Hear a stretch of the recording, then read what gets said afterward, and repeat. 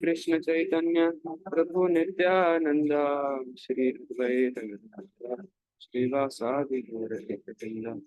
हरे कृष्ण कृष्ण कृष्ण हरे हरे, हरे राम राम राम हरे हरे। नमो विष्णुपादाय कृष्ण पृष्ठाय भूतले श्रीमते भक्तिवेदांत नमस्ते सारस्वते देवे गौरवाणी प्रचारिणे निर्विशेष शून्यवती पाश्चात्य।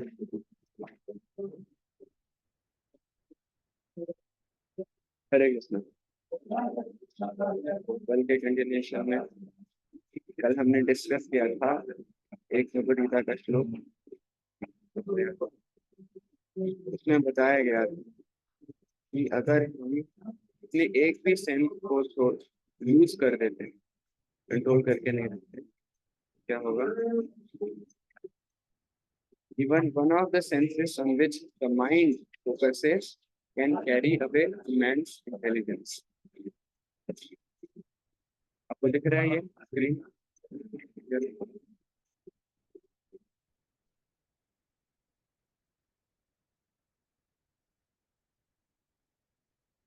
दिख रहा है आपको? हाँ जी प्रभु जी, दिख रहा तो हम डिस्कस करेंगे कैसे कैसे ये बोल सकते कि एक भी सेंस अगर यूज हो जाए तो वो बुद्धिमान व्यक्ति का भी मन कर सकते हैं। तो हम हर एक सेंस का एक एग्जाम्पल देंगे, कैसे मतलब अलग अलग एनिमल्स का एग्जाम्पल देंगे। ह्यूमंस के पास वो सारी सेंसेस बहुत ज्यादा एक्टिव है, लेकिन अलग अलग एनिमल्स है जिनमें अलग अलग सेंसेस थोड़े प्रोमिनेंट होते हैं, उस वजह से वो पर्सन। स्टार्ट करेंगे हम एक एग्जाम्पल से, जिस जानवर का नाम है फिश। तो फिश कैसे फंस जाती है? आवाज आ रही है? भी आ रही है? अब नहीं आ रही।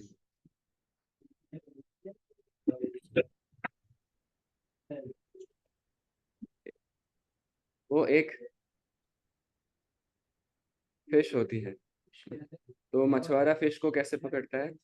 वो फिशरमैन जो है वो बाइट डालता है उसमें कुछ खाना लगा के, और फिश खाने आती है, और जैसे उसको पकड़ती है वो फिर उसका मुंह फंस जाता है।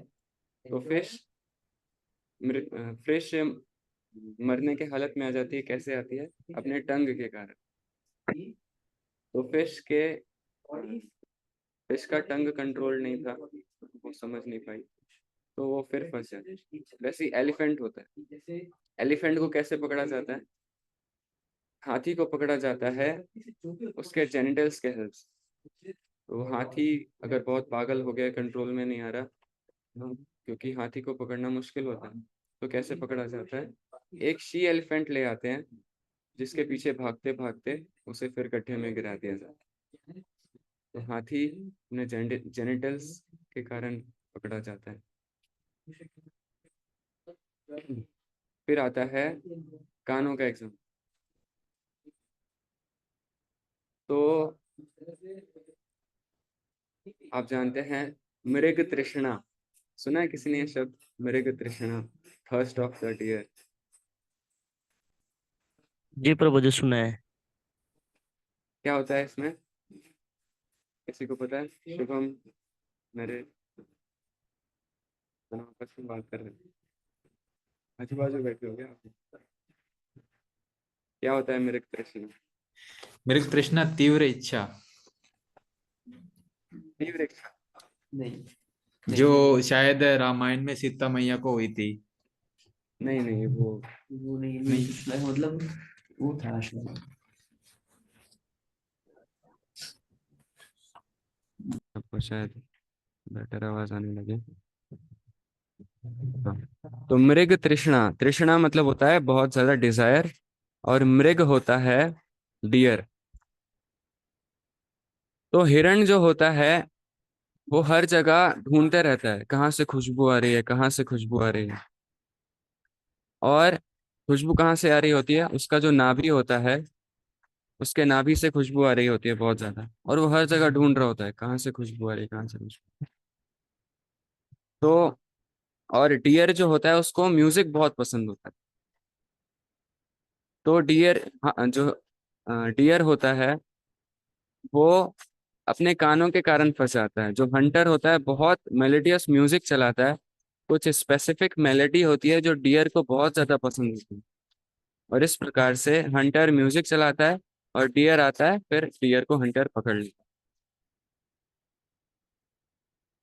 इस तरह से डियर अपने कानों के कारण पकड़ा जाता है। फिर होता है फ्रॉग। फ्रॉग क्यों पकड़ा जाता है? सांप कैसे आके खा लेता है उसको? फ्रॉग बहुत ज्यादा टर टर टर टर, बहुत ज्यादा अपने टंग के हेल्प से टर टर कर रहा होता है। तो जब ये आवाज अ, जब ये स्नेक ये सब वाइब्रेशन सुनता है, तो वो अट्रैक्ट हो जाता है और फिर फ्रॉग को पकड़ने आ जाता है, फिर खा लेता है। तो फ्रॉग इस प्रकार से अपने टंग के कारण पकड़ा जाता है। आपने जानता है शादी पार्टी में जब आप गए होंगे तो वहां पे एक हेलोजन लाइट लगी होती है। तो हेलोजन लाइट में बहुत सारे कीड़े अट्रैक्ट होते हैं। देखा है आपने किसी ने? शोवन, विकास, नीरज। जी प्रभु जी। तो क्या बोलते हैं उनको? बरसात का हाँ, तीतरी पतंगा बोलते बोलते हैं। हैं। इधर आपकी तो तरफ तीतरी बोलते हैं। तीतरी, आपकी तरफ अब तीतरी बोलते हैं, इधर पतंगा बोलते हैं। तो जो पतंगा या तीतरी होते हैं, वो बहुत ज्यादा उनकी आंखें अट्रैक्ट होती हैं लाइट की तरफ। हाँ, या वो बल्ब होगा या फिर कुछ हेलोजन लाइट होगी, तो वो जा करके सीधा हेलोजन लाइट में कूदते हैं। या फिर कहीं मोमबत्ती जल रही होगी तो देखेंगे कि वो पतंगे मोमबत्ती में सीधा अंदर चले जाते हैं और जल जाते हैं। तो वो अपनी आंखों के कारण मृत्यु को प्राप्त करते हैं, फंस जाते हैं। उसी प्रकार से जो ह्यूमंस होते हैं उनमें तो सारे के सारे सेंसेस एक्टिव हैं। कान हो, नाक हो, ना, मुंह हो, जेनिटल्स हो, सब के सब बहुत ज्यादा एक्टिव हैं। इसीलिए even one of the senses on which the mind focuses can carry away a man's intelligence.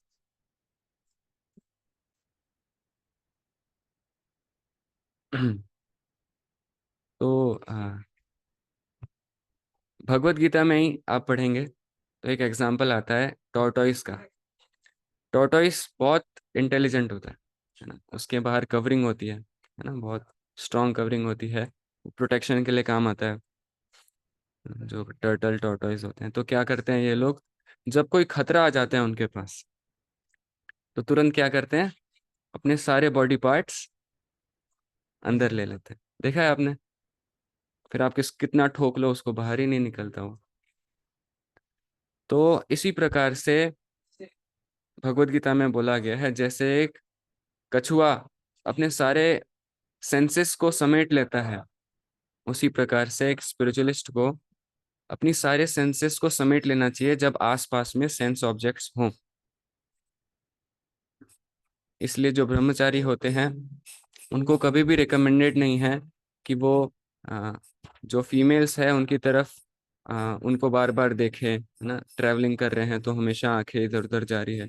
तो ब्रह्मचारी को रिकमेंडेड होता है कि अपना जो उनकी जो नजरें हैं वो हमेशा किसी किसी और डायरेक्शन में रखें, या तो आसमान को देख लो या जमीन को देख लो, है ना? इस तरह से बिना डिस्ट्रैक्टेड हुए आप एक ब्रह्मचारी चलता है, वो कभी इस तरफ इधर उधर ज्यादा देखता नहीं है।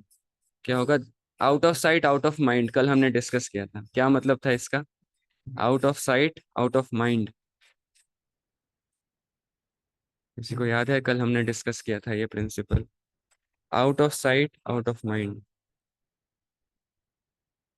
कौन बताएंगे?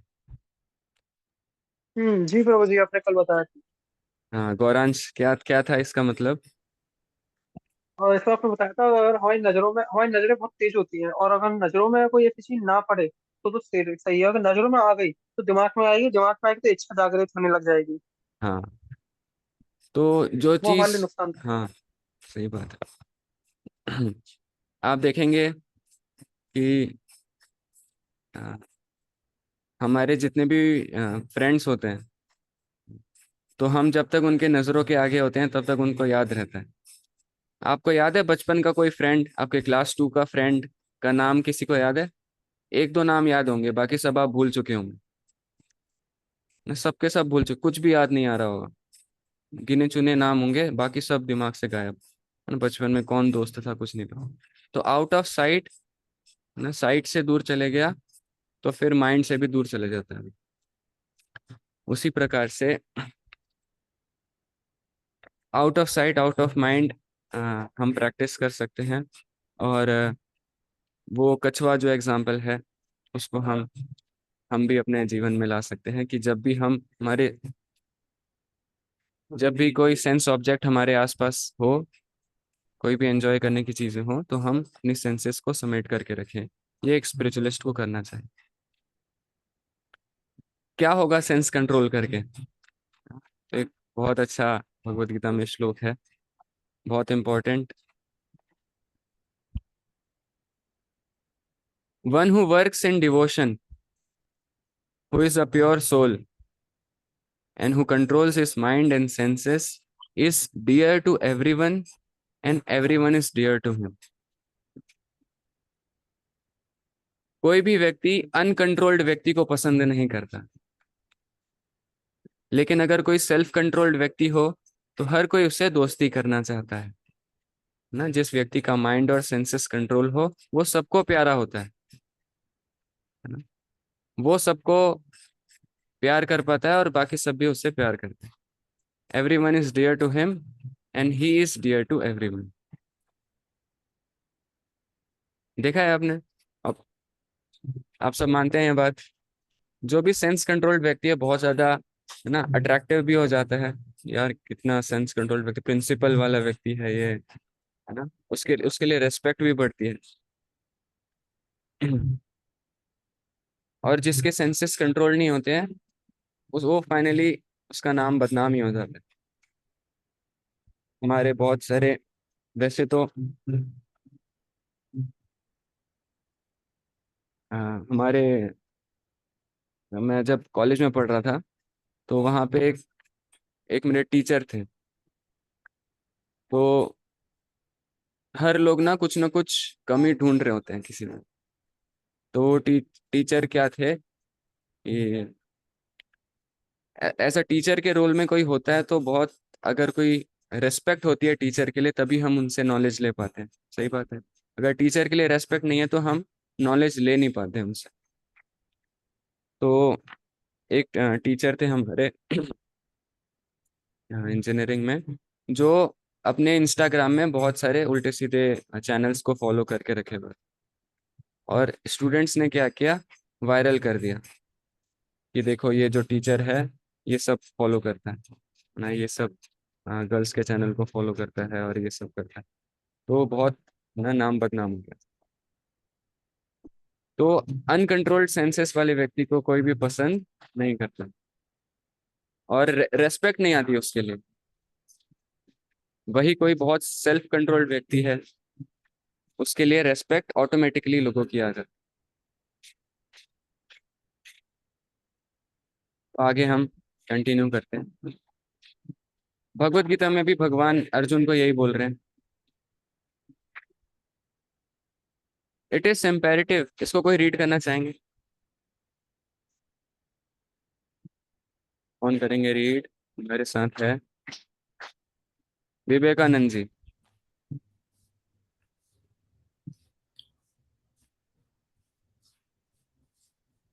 विवेकानंद जी पढ़ना चाहेंगे आप? विवेकानंद मेहर। मैं करूँ प्रभु जी?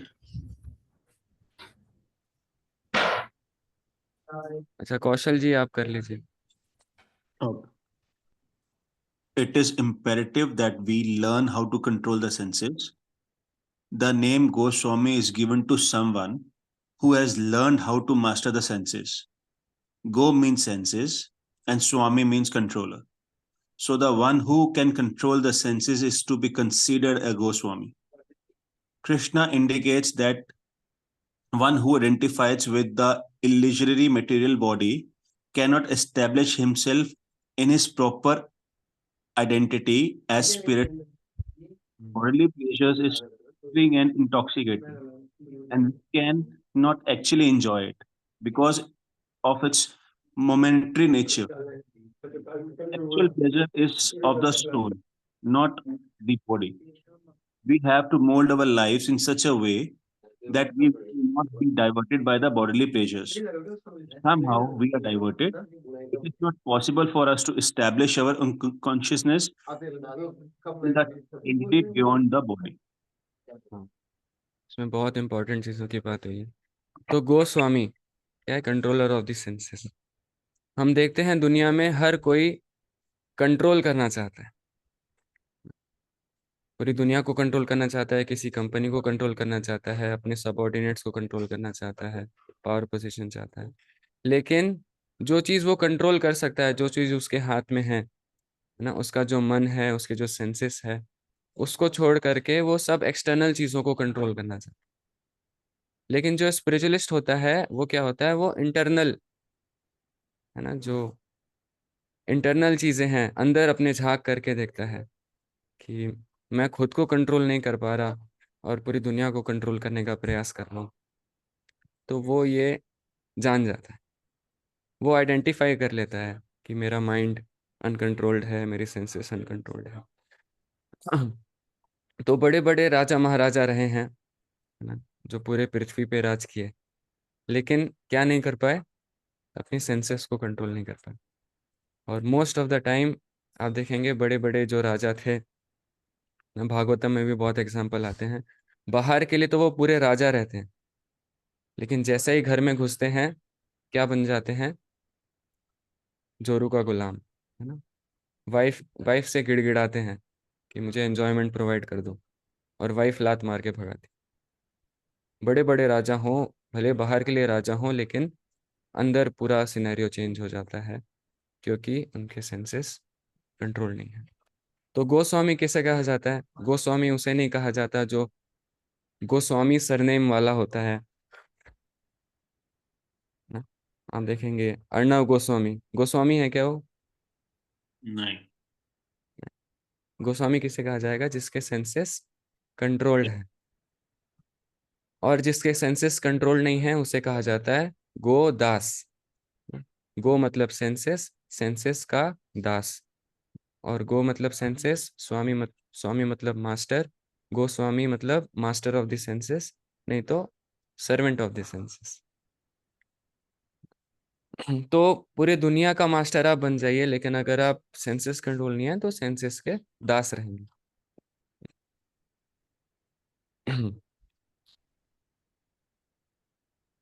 इसमें बहुत एक इम्पोर्टेंट पॉइंट लिख रहे हैं Prabhupada ji. We have to mould our lifes in such a way that we will not be diverted by bodily pleasure.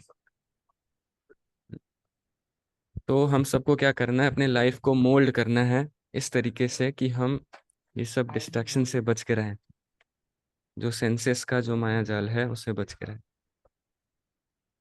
नहीं तो क्या होगा? मैक्सिमम टाइम हमारा वेस्ट हो जाएगा है ना। आगे हम प्रहलाद महाराज का जब सेक्शन आएगा तो उसमें डिस्कस करेंगे किस तरह से हमारा सारा टाइम वेस्ट हो जाता है।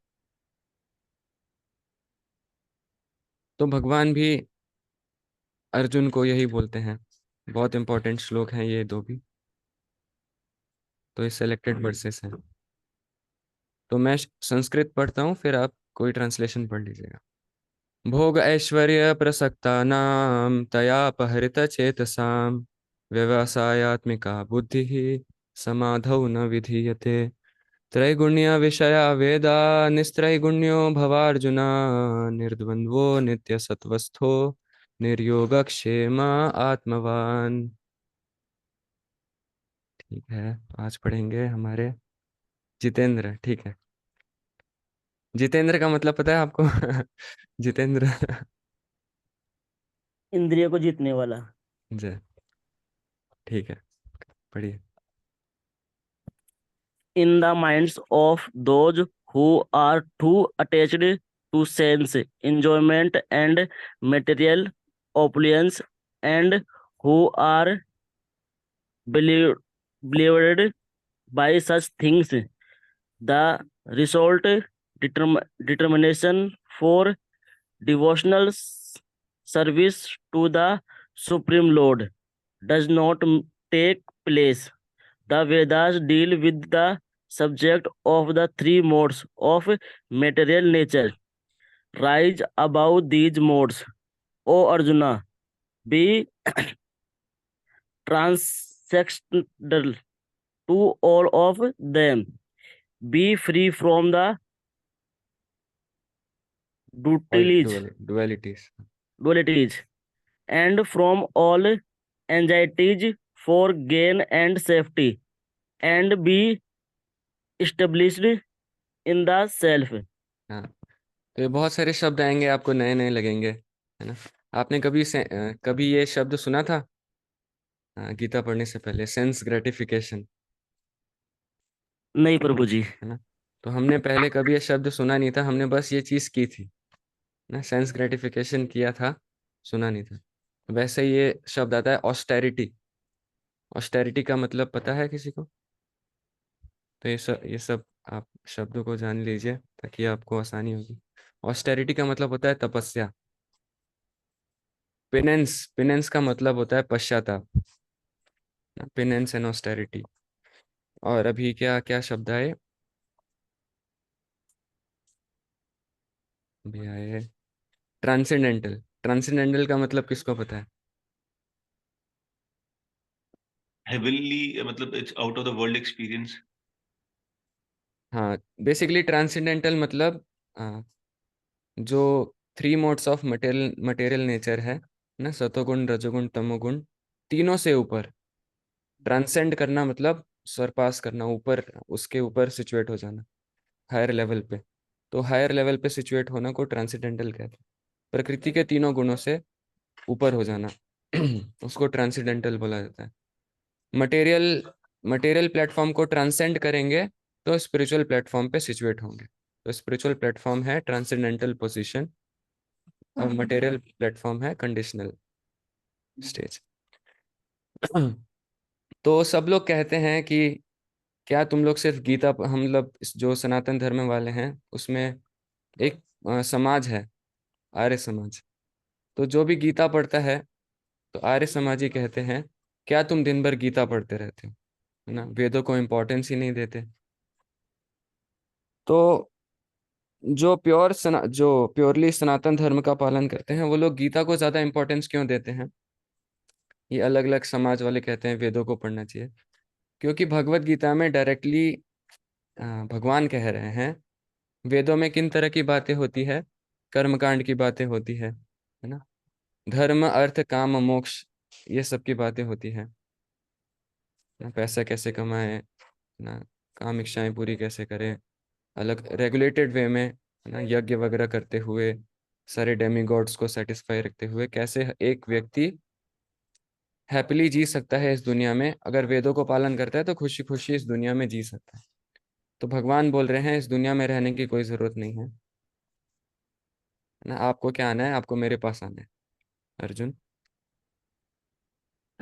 तो इसमें भगवान बोल रहे हैं कि जो लोग बहुत ज्यादा आसक्त होते हैं सेंस एंजॉयमेंट में और मटेरियल ऑपुलेंस में, भोग में और ऐश्वर्य में, भोग ऐश्वर्य प्रसक्ता नाम, जो लोग बहुत ज्यादा अटैच्ड हैं एंजॉय करने में, अपनी सेंसेस को एंजॉय करने में बहुत अटैच्ड हैं और ऐश्वर्य में अटैच्ड।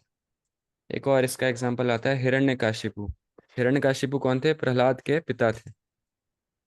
तो हिरण्यकाशिप का एक अर्थ होता है हिरण्य, मतलब गोल्ड, जो गोल्ड से आसक्त है, जो मटेरियल ऑपुलेंस से आसक्त है, अटैच्ड है।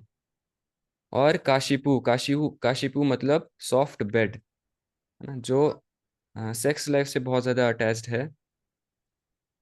अच्छा, मनोज जी को साउंड प्रॉब्लम हो रही है, बाकी सबको भी हो रही है क्या? मैं कुछ सॉल्यूशन देखता हूँ फिर। नहीं प्रभु जी। हो रही है? नहीं, नहीं हमें प्रभु नहीं। जी। नहीं हो रही। मनोज जी, सॉरी, मैं क्या कर सकता हूँ आपके लिए। तो भोग ऐश्वर्य, अच्छा आप ट्रैवल कर रहे हैं मनोज, एक्चुअली आप ट्रेन में है ना इस समय शायद, इसलिए आपको हो रहा। ठीक है, आप रिकॉर्डिंग सुन लीजिएगा अगर कुछ छूट जाए। तो मनोज के लिए हम थैंक यू बोलेंगे। और सुबह चैंटिंग में भी आते हैं, ट्रेन में ज्वाइन करते हैं। Thank you Manoj.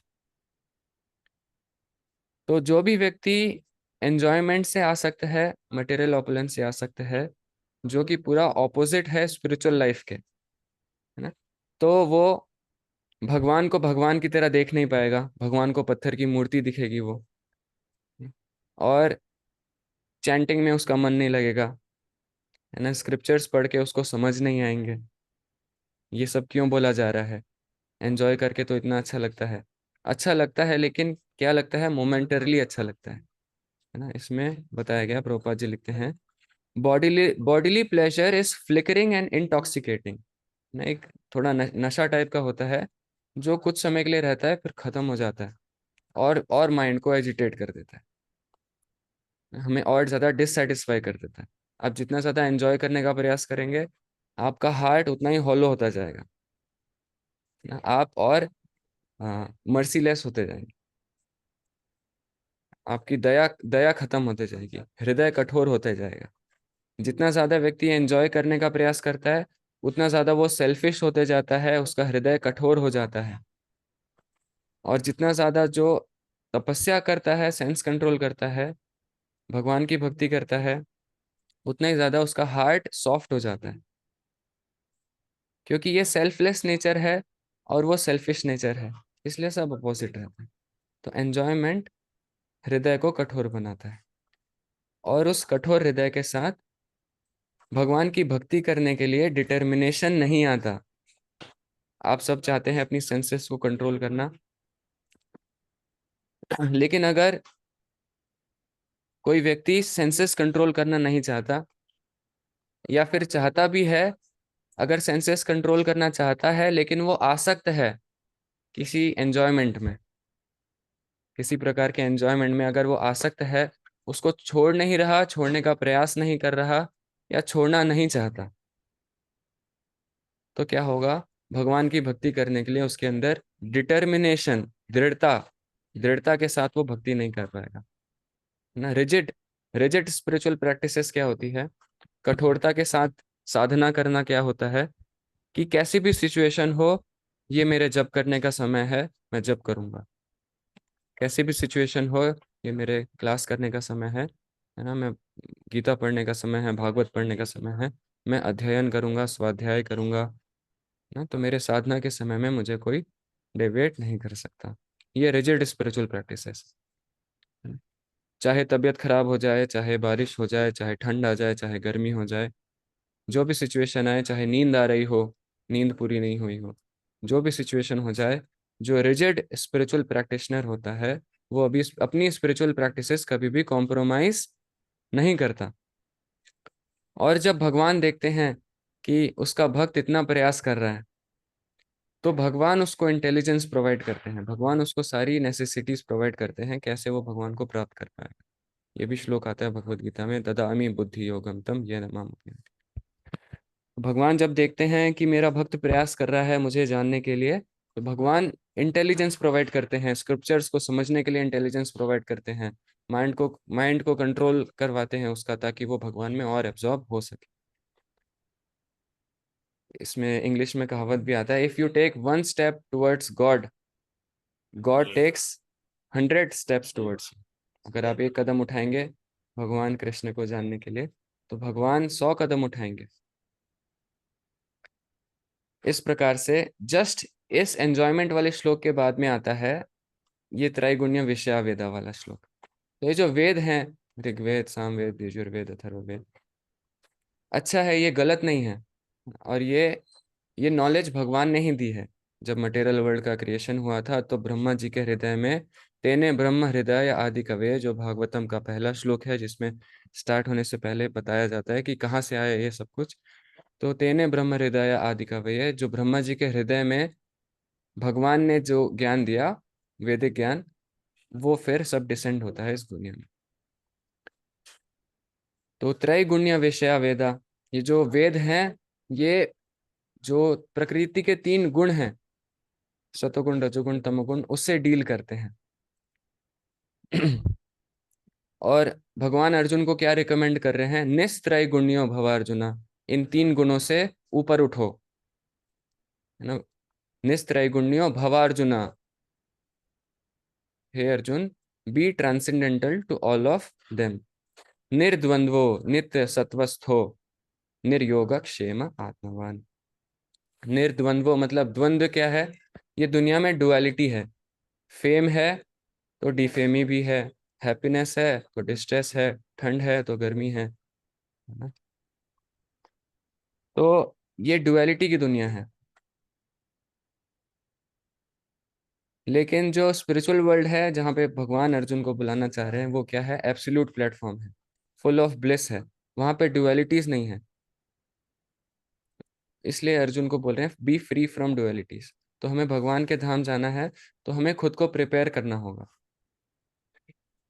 भगवान के धाम में जो क्वालिटीज होती हैं लोगों के पास, वो क्वालिटीज हमें डेवलप करने का प्रयास करना होगा। तो इस प्रकार से गीता हम क्यों पढ़ते हैं? क्योंकि इसमें ट्रांसेंडेंटल बातें, और वेदों में क्या है? जो प्रकृति के 3 गुण हैं ना, और अलग अलग कर्मकांड चीजें हैं, उसके बारे में बताया गया। और आखिरी में जाकर के मोक्ष के बारे में बताया जाता है वेदों में।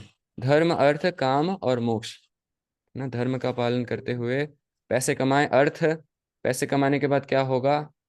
जो भी आपके पास एंजॉय करने के डिजायर है, काम, अपनी काम इच्छाओं को पूरी करने के लिए अलग अलग तरीके बताए गए ना। उसके बाद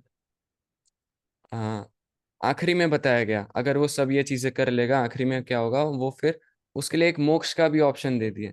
आपको मोक्ष प्राप्त करना है तो आप ये सेक्शन पढ़ सकते हैं वेदों का, मोक्ष के बारे में, जहाँ पे बताया गया है। तो बहुत कंफ्यूजिंग सा होता है, लेकिन भगवत गीता में डायरेक्टली कट टू कट बातें होती है। भगवत गीता हो गया, श्रीमद् भागवतम हो गई, इन्हें अमल पुराण कहा जाता है भागवतम को। तो ये बुक खत्म होगी, फिर हम श्रीमद् भागवतम स्टार्ट करेंगे। जब हमारी फिलॉसफी पूरी क्लियर हो जाएगी, फिर हम उसमें एंटर करेंगे, ठीक है। इसलिए हम गीता पढ़ते हैं, ठीक है। यहाँ से कौन रीड करना चाहेंगे? सब बारी बारी से रीड करेंगे।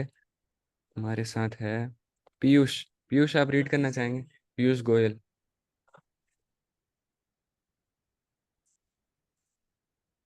The word Veda means book of knowledge.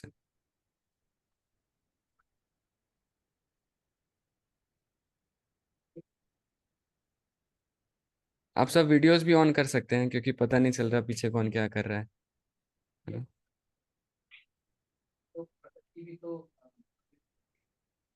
Piyush, आप हैं हमारे साथ?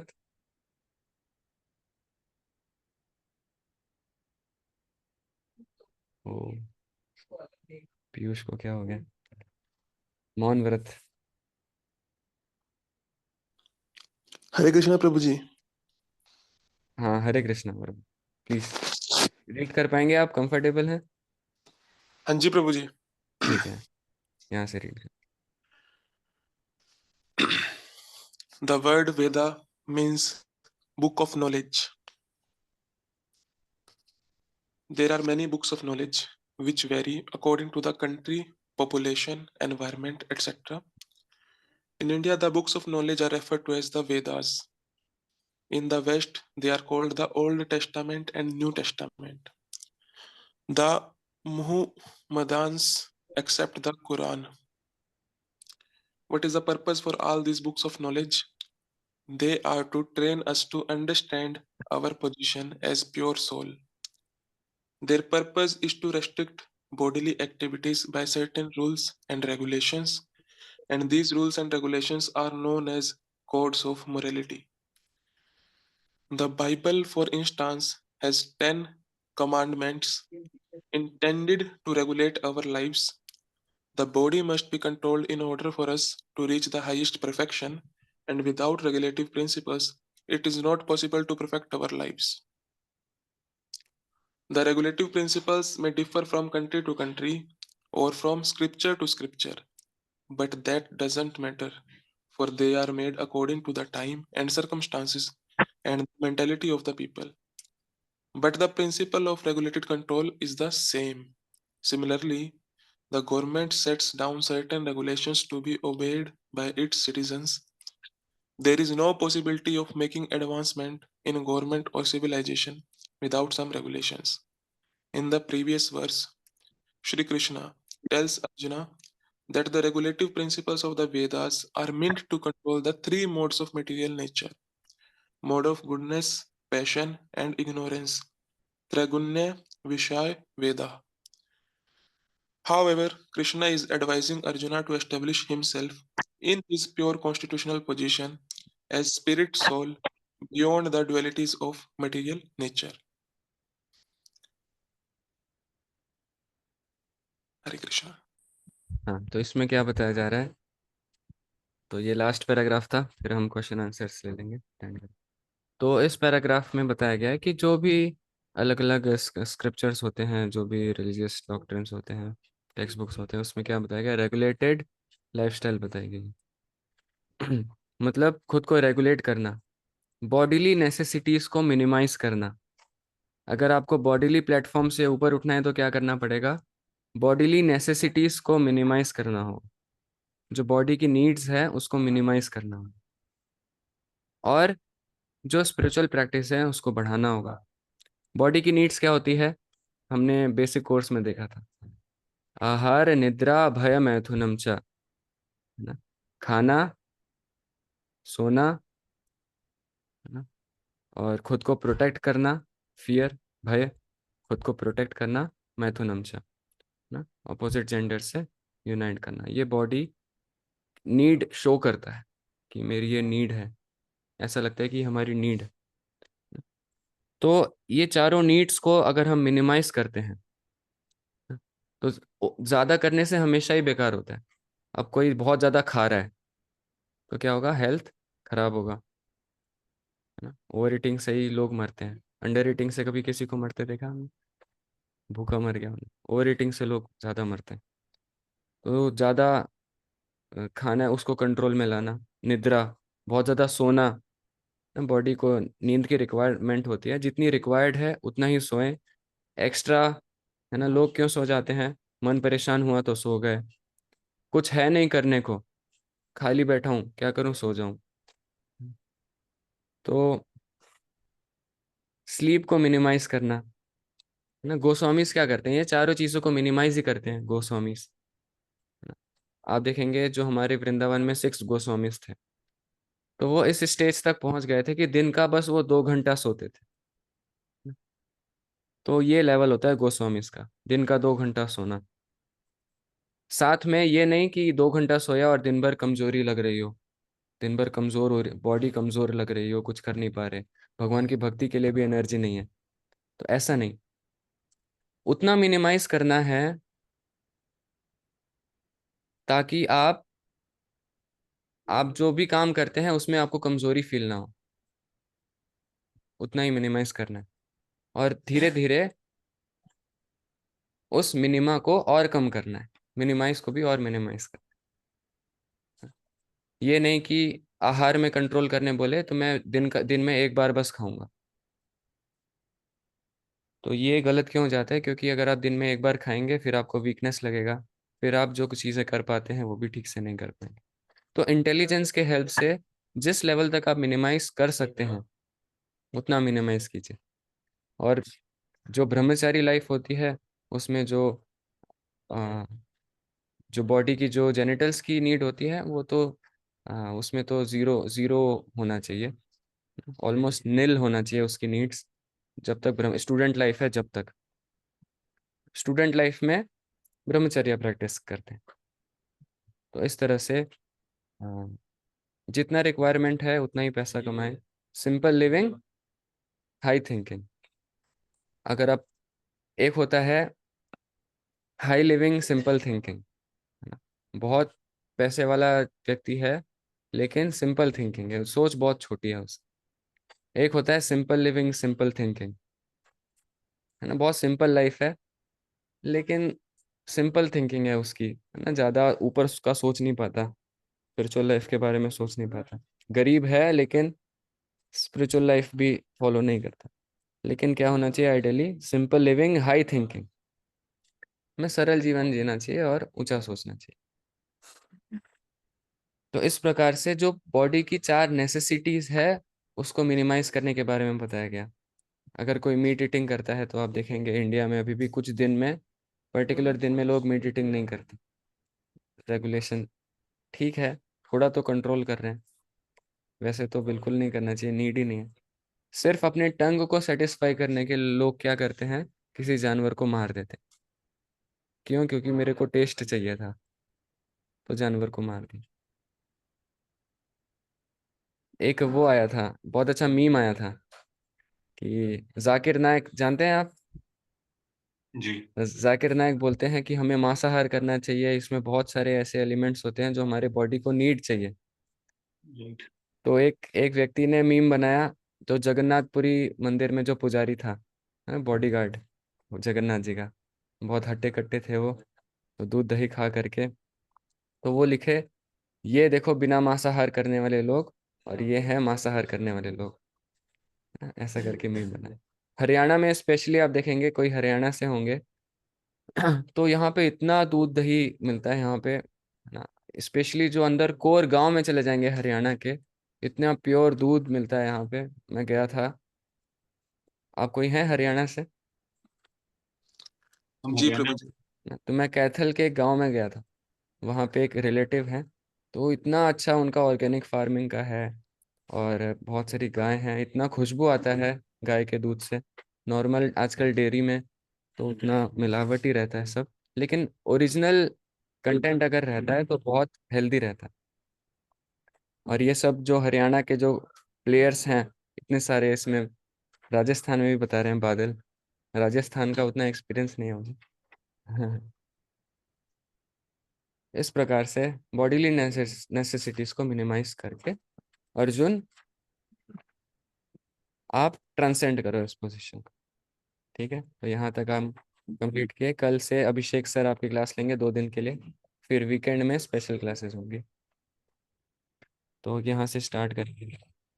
ठीक है, आप सबको इसमें कोई डाउट है तो पूछ सकते हैं, मैं ट्राई करूँगा आउट ऑफ कॉन्टेक्स्ट ना जाए। कभी कभी मैं, हाँ, यस प्लीज क्वेश्चन पूछ सकते हैं। टाइम हो चुका है, जिसको लीव करना है लीव कर सकते हैं, और अपना डे टू डे एक्टिविटी आप कंटिन्यू कर सकते हैं स्पिरिचुअल कॉन्शियसनेस। कोई क्वेश्चन नहीं है? समझे वो जो आपने प्रभु जी कल बताया था ऋषिकेश, उसका मीनिंग क्या था फिर? ऋषिकेश मतलब कंट्रोलर ऑफ द सेंसेस। तो गोस्वामी और ऋषिकेश सेम है? गोस्वामी, गोस्वामी हम अपनी गोस्वामी वो है जो जिसकी सेंसेस कंट्रोल्ड होती है ना। तो एक लेवल पे हम कंट्रोल कर सकते हैं सेंसेस, लेकिन हम कितना भी प्रयास कर लें वो सेंसेस बहुत स्ट्रांग होती है, तो हमें भगवान की हेल्प चाहिए होती है। ये एक्चुअली ये सारी सेंसेस किसने हमें दी है? भगवान ने दी है। ये मटेरियल बॉडी हमें किसने दी है? भगवान ने दी है, भगवान का क्रिएशन है। तो अगर हम क्रिएटर को प्रार्थना करते हैं कि आपने जो क्रिएशन किया है, स्पेशली ये सारी जो आंखें हैं, ये हमारी जो बॉडी है ना, अलग अलग पार्ट्स अलग अलग डेमिगॉड्स के कंट्रोल में होती है। अलग अलग देवी देवता अलग अलग बॉडी पार्ट्स को कंट्रोल करते हैं। अलग अलग सेंसेस हैं, वो किसी पर्टिकुलर डेमिगॉड को रिप्रेजेंट करते हैं, ये देवी देवता। तो अगर हम भगवान को प्रार्थना करते हैं तो वो भगवान तो ऑटोमेटिकली हमारे सेंसेस को ना शांत करके सेटिस्फाई कर देते हैं। और हम भी अपने लेवल पे प्रयास कर रहे होते हैं, भगवान से भी हम प्रार्थना करते हैं। तो हम सेंसेस अभी भी कंट्रोल करने का प्रयास कर रहे हैं, तो कैसे कर रहे हैं? हम भगवान की जो नॉलेज है उसके हेल्प से। अगर भगवत गीता नहीं होती तो हमें पता ही नहीं चलता क्या माइंड है क्या सेंसेस। और दूसरा, एक तो नॉलेज हो गई, और उसका बैकिंग कैसे है? स्पिरिचुअल प्रैक्टिसेस के साथ। नॉलेज प्लस साधना, जो हम सुबह चैंटिंग करते हैं। कौशल जी भी आए थे, बहुत अच्छे, सीधा बैठ के पूरे टाइम तक चैंटिंग कर रहे थे, और हमारे पीयूष भी ज्वाइन किए थे। हम तो बहुत सारे, मुनाज जी, मुनाज जी आप अभी भी ट्रेन में हैं? रोज कहाँ जाते हैं आप?